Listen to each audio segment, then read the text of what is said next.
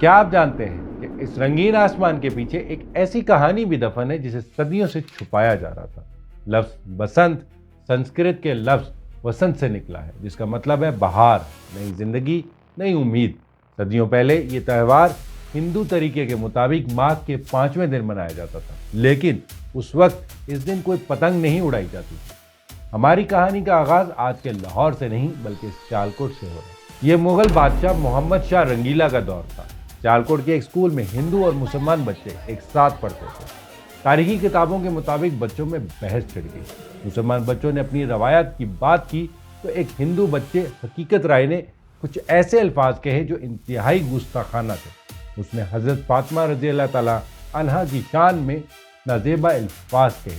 یہ بات پورے شہر میں فساد کی وجہ بن گئی۔ یہ واقعہ کوئی افسانہ نہیں، اس کے باقاعدہ ثبوت تاریخ کی کتابوں میں موجود ہیں۔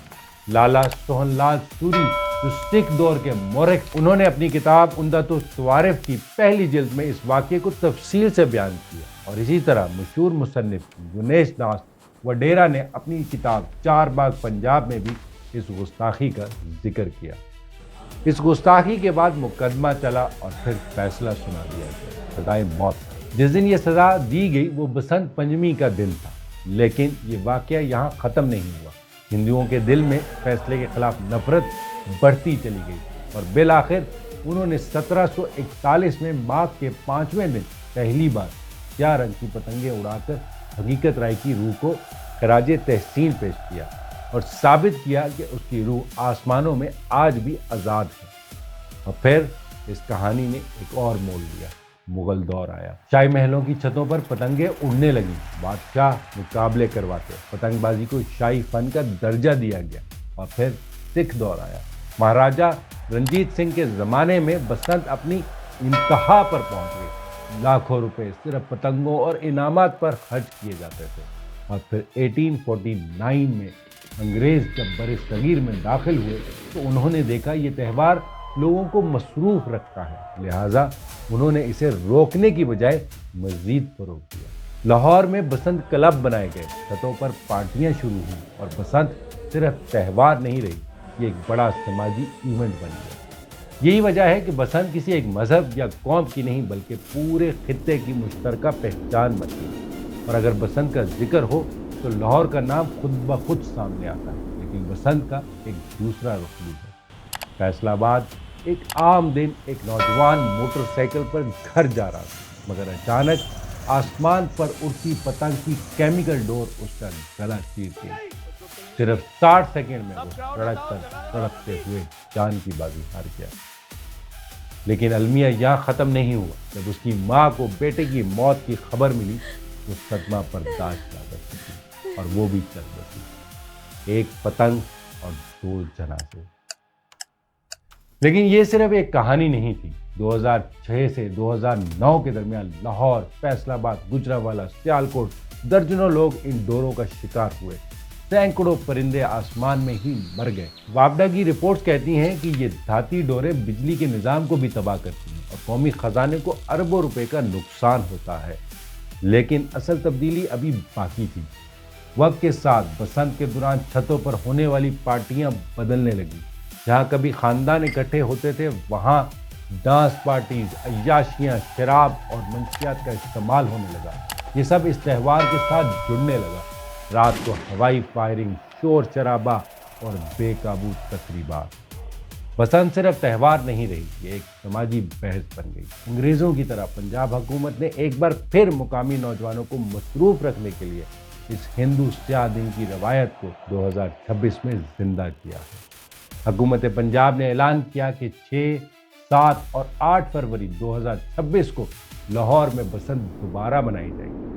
حکومت کا دعویٰ ہے کہ اس بار سب کچھ محفوظ ہوگا، صرف صوتی ڈور، QR کوڈ سسٹم، زونز میں شہر کو تقسیم اور مفت ٹرانسپورٹیشن۔ لیکن سوال یہ ہے، کیا صرف قوانین ان حادثات کو روک سکتے ہیں جو ماضی میں درجنوں جانیں لے چکے ہیں؟ ماہرین کے مطابق بسنت 2026 میں تقریباً 20 ارب سے زیادہ کی معاشی سرگرمی پیدا ہوگی۔ چھتوں کے کرائے 25 لاکھ سے 35 لاکھ روپے تک ہو گئے ہیں، یہاں تک کہ کچھ چھت 1.5 करोड़ के बिकने लगे हैं। कॉन्सर्ट, महंगे टिकट, महंगी पतंगे, महंगी डोर, लेकिन ये पैसा किसकी जेब में जा रहा है? क्या ये आवाम की खुशी है या एक बड़ा कारोबार? पसंद और पैसे का ज़िया एक आम घर वो मजबूर है अपने बच्चे को हज़ारों रुपए पतंगों और डोरों पर खर्च करने के लिए। चंद घंटों की खुशी और अगले दिन खाली जेब। क्या ये त्यौहार गरीब तबके के लिए सिर्फ एक माली बोझ नहीं? हुकूमत ने मोटरसाइकिल सवारों के लिए भी हिफाजती रॉड लाजमी करार दे दिए हैं।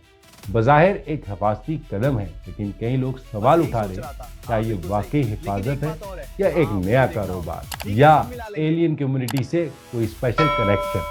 सेफ्टी आलात, रजिस्ट्रेशन, QR कोड सिस्टम, ये सब करोड़ों रुपए का नया बाजार भी बन रहा है। मईशत पर इसका असर देखा जाए तो बसंत के लिए लाहौर में 3 दिन की तातीलात का ऐलान जाहिर है। ये खुशी का मौका लगता है, लेकिन कारोबार, फैक्ट्रियाँ, दफातर 3 दिन के लिए बंद होंगे। रोज़ाना कमाने वाले मजदूर, छोटे दुकानदार, इनके लिए छुट्टियाँ खुशी नहीं नुकसान बन सकती हैं। बसंत 2026 में एक नया रुझान भी सामने आया। मार्केट में इमरान खान की तस्वीर वाली पतंगें तेज़ी से मकबूल होने लगी। बहुत से लोगों के लिए ये सिर्फ पतंग नहीं, बल्कि अपने जज्बात और हमायत का इजहार है। लेकिन हुकूमत पंजाब ने ऐसी तमाम पतंगों की तैयारी और फ़रोख्त पर 30 दिन के लिए पाबंदी लगा दी और ऐलान किया कि किसी भी सियासी रहनुमा या पार्टी निशान वाली पतंग गैर कानूनी होगी। इस फैसले पर अवाम भी सवाल उठाने लगी, क्या लोग अपने जज्बात का इजहार भी नहीं कर सकते? PTI रहनुमाओं ने इस पाबंदी को अदालत में चैलेंज करते हुए मौक़िफ़ इख्तियार किया कि ये अवामी आवाज़ को दबाने की कोशिश है।